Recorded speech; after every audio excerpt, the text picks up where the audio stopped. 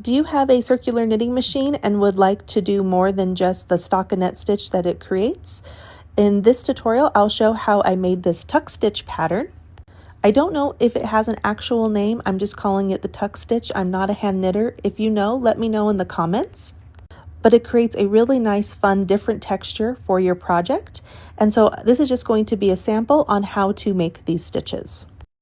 And then here's how it looks like doing this pattern on a beanie hat. I will say thinner yarn is better. I recommend the number 3 light worsted or DK yarn. For this project, I'm going to start with a waste yarn cast on, and then I'm going to crank out about 5 rows of the project yarn. If you would like a video on how to cast on or do the waste yarn cast on, I have linked those videos in the video description below.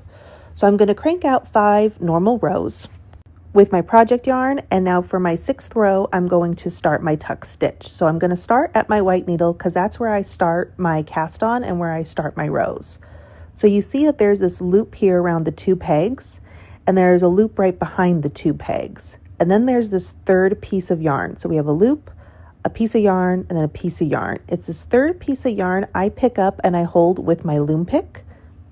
And then I crank forward with my machine so the needle comes up, it flips the 1 loop over the 2 pegs, and then a new loop comes down from the needle, and then I still have the 1 piece of yarn hooked with my loom pick. So that makes a tuck stitch.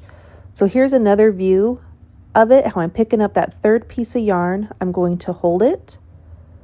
And then as I crank forward, the 1 piece flips up and over the needle, and then a new piece comes out from underneath the needle and comes and seats down on those 2 pegs. So now there's 2 loops on the pegs instead of just 1, so I've created that tuck stitch on my needles. And so now we're just going to do this needle by needle or stitch by stitch all the way around. I do all 48 needles. So I pick up that 3rd piece of yarn, pull it over the needle, crank forward, let the needle come up and over. Then I release the piece of yarn and go to my next stitch. And I am doing this on the left side of my machine before it goes through or passes by the yarn holder to pick up its new piece of yarn. And so we do this all the way around till we get back to our white needle. I stop at the 47th needle because for me, the white is what I use as my start of my next row indicator. I'm more of a visual person than looking at the numbers. I don't seem to see the numbers when I'm cranking out my rows, but that white needle, I see that when I'm cranking out my rows. So I know to stop right before I get to there. So I'm going to fast forward this now because it does take a little bit of time, and I'm going to do each stitch 1 time around, and I'll meet you back right before my 48th needle. Okay, so we're back to almost to the start of my next row, and I do have a little black mark that I made with a Sharpie. It's on like the 45th needle, and that's kind of a nice visual for me too, to know that I'm getting close to the end of my first row. So as I'm doing the last few stitches, once I get back to my white needle, my last tuck stitch is going to be on the 47th needle because that's where the end of my row is, and I start my next row on my 48th needle. So now I'm going to crank out 3 rows just normally on my machine, how you normally would. So I go around 1, 2, and 3 times. Now you can do more than 3 rows in between each tuck row if you want more of a gap between the tuck stitches, but if you want them very close together, you want the minimum would be 3 rows. So there is at least enough slack in the fabric and in the yarn so you can pull up those tuck stitches. So now that I am back to my white needle after I did my 3 rows, I'm going to do the same thing. I'm going to pick up that 3rd piece of yarn and I'm going to start tucking my stitches again 1 time all the way around, picking up each one. Once I get all the way around 1 time, and then I will do another 3 rows cranked out normally. So I'm going to speed this up again because we're just repeating the same process over and over again. We do 1 row of tuck stitches and then at least 3 normal rows that you crank out, and then go back to do 1 row of tuck stitches and then 3 normal rows as well. And that's the pattern, guys. Again, if you do more normal cranked out rows in between the tuck stitches, that was kind of shown on my project. I'll show that again at the end, the difference in the looks you can create.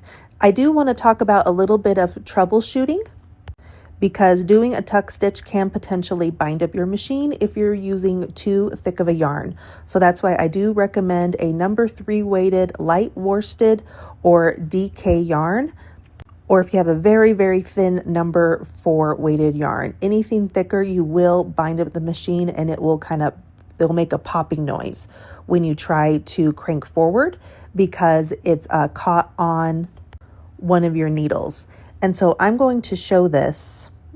It was kind of caught on my needle there, so you might have to help your needle sometimes a little bit as well if it does kind of get hung up.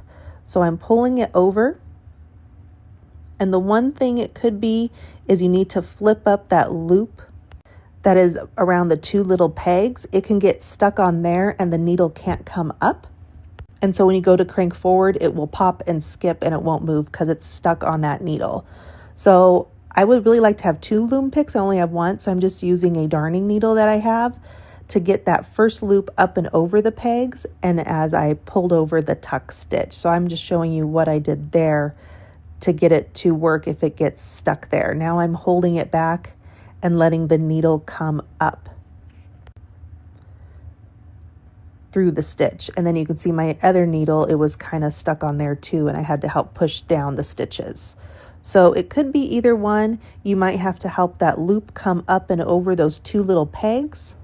Like I had to do on that one, I had to flip it up and over just because that needle wasn't moving. Or once the needle comes up, it might not like to seat the 2 tuck stitches all the way down, so you need to pull it down both loops over those 2 little pegs.